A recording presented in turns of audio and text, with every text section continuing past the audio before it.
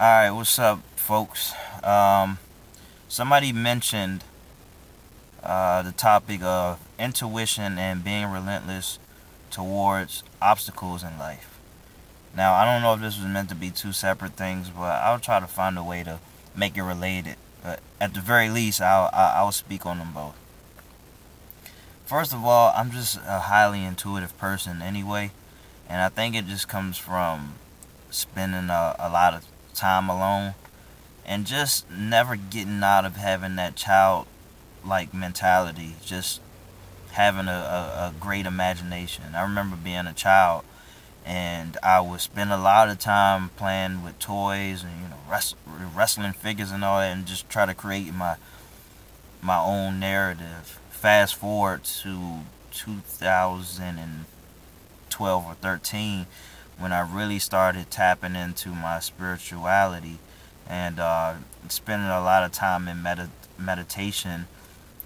I believe my imagination started to spike. So on top of having somewhat of a childlike demeanor, or not a demeanor, but mentality and imagination, being kind of right brain dominant, I incorporated these practices of diving deep into what I diving deep into my encounters, diving deep into my pain, diving deep into all my frustrations, all these things, and all these things I still do right now. So it's pretty fresh. I just hopped out of a meditation, and every day do I sit down with what could be my potential problems. And when I really sit down and think about what could be my potential problems, it pretty much comes to me because I stay open to it. I don't decide right away what it is that's bothering me. I never want to put myself in a position where I feel like I'm blaming any external force, first of all, and blaming a person, circumstance, whatever it may be. So I want to put myself in a position to take accountability right away. Okay, so I trust myself enough to take a moment, take a breather, and let all of my problems find me. All my potential problems find me. And then I write it down, sort it out, all of these things. And you learn to trust your intuition the more you listen to it. Uh, a lot of people probably won't do things that can't be backed up by what another person validates or what they see already or what they've seen that works. But what works for me is following my intuition to see where it would take me, first of all, and then just analyze what happens and not try to take it as the end all. Which brings me to the relentless factor. To be relentless, you just don't give up at the first sight of failure, and that's the genius aspect. My daughter's gonna be pretty spoiled in the regard where I'm going to be teaching her how to be relentless very early on in her life, and that's just something that's going to carry over into her adult life. Something that a lot of us are trying to play catch up on. Like, we wish our parents would have taught us how to be relentless. All right, but again, because we're not blaming anybody, this is where we are right now. This is what we have. So, how do you really get to the point of being relentless? I put out a video on how disgust is a good thing for you. I think that may actually be the title, but I'm not too sure. But it has a lot to do with my frustrations and sitting down and making peace with the fact that I allowed too many external forces to dictate how I'm going to go about my life, how I'm going to uh, go about any particular obstacle, how I'm going to carry myself. And also having the disgust of, like, people trying to dictate how I'm going to carry my life, the disgust of not being where I want to be, everything that made me unhappy are the things that fuel me. Understanding that I could really look back at my life and have the ultimate disgust. And I say it's the ultimate disgust because there's nothing you can do about it but die, you know. And that's something that pushes me a lot. So if you want to talk about things that's going to help you be more relentless, you have to expand yourself enough to incorporate things that are going to put a fire under your ass. So more recently, I have started to um, incorporate uh, others in my plans. Like I'm a late bloomer when it comes to things. Yeah, I have a child, and I tell myself all the right things. They're like, yeah, it's not about you anymore. You know, you got a child.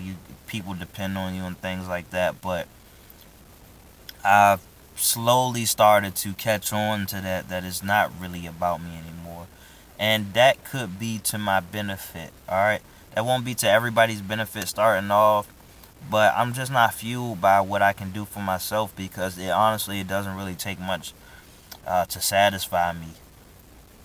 It's weird because like I say that and that's true, but also I have an insatiable nature where I feel like just nothing's good enough and I just had to keep doing it. I mean, that's just a sign that I'm not where I want to be. Um, so of course I'm going to be relentless right now, but then again, I just don't think that will ever stop, man, because there's just a lot of room for growth, a lot of opportunity, a lot of people to be helped.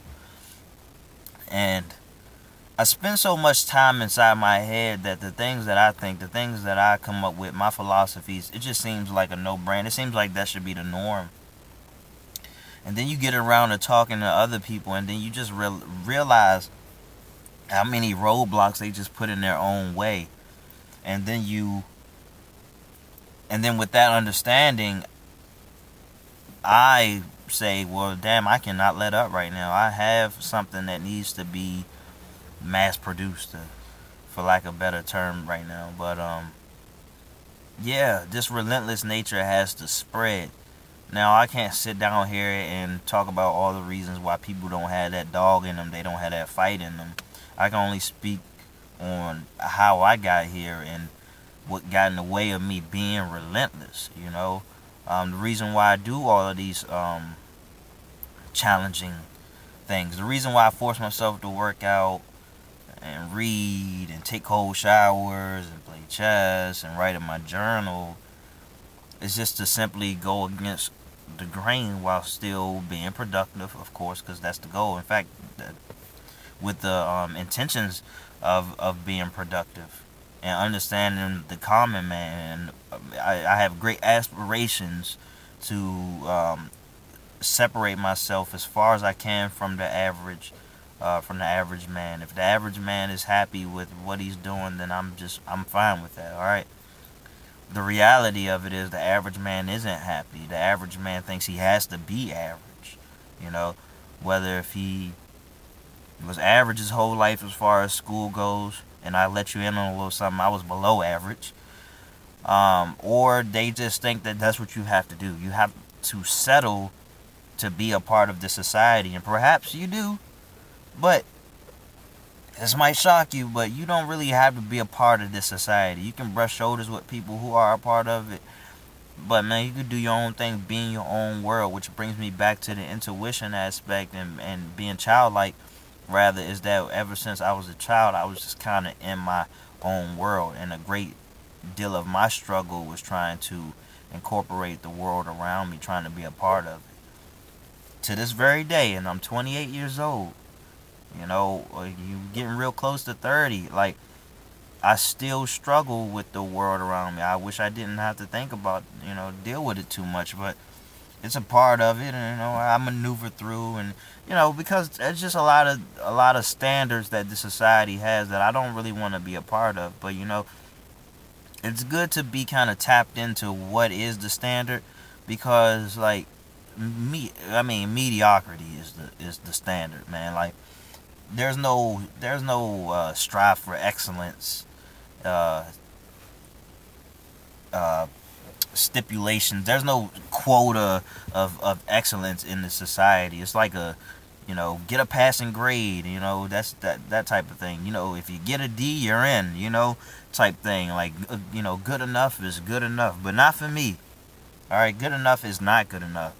So like I remember, you know, you hear the stereotypes, the Asian, Asians and their children get an A-, and that's not good enough and things like.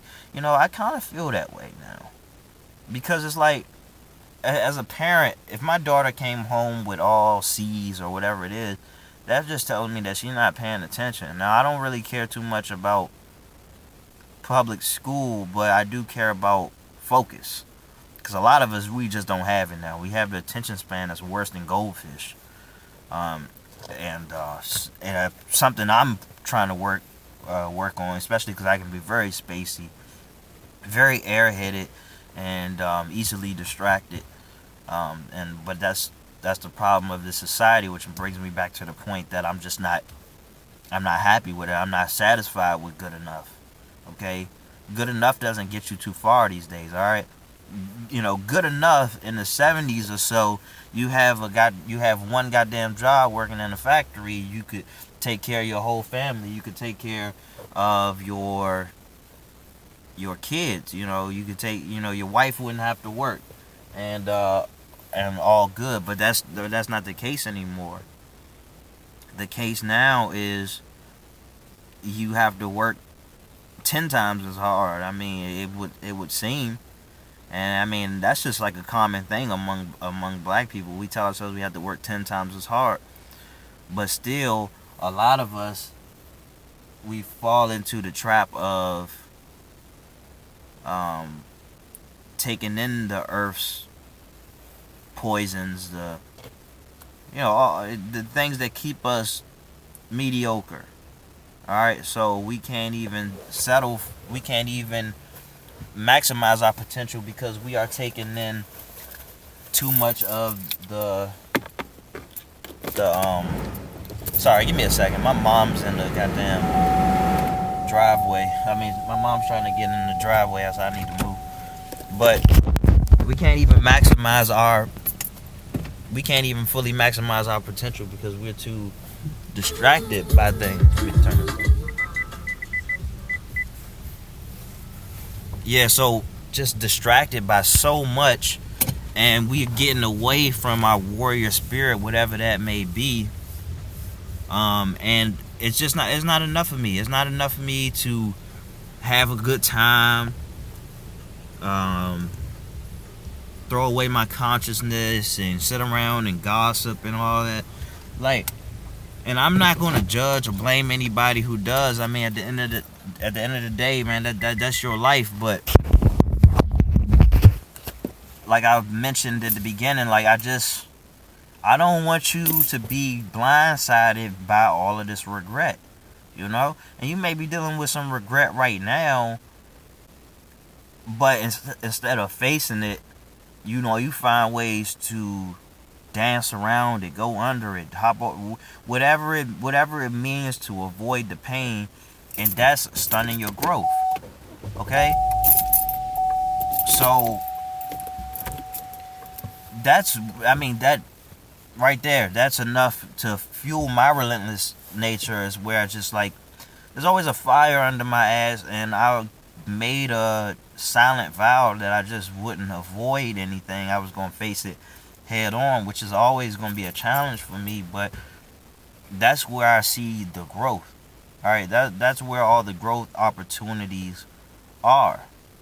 All right, so if you really want to be relentless, you got to start getting rid of some of your crutches and see if you can walk on your own. See how strong you can get without them. See how far you can get without them. All right, so if you do those things and you tap into your intuition and you practice your trial and error, you analyze these things, you keep finding ways that something won't work, to lead you to the things that will work, the ways that will work. You get a better understanding for yourself. You keep, you stay honest.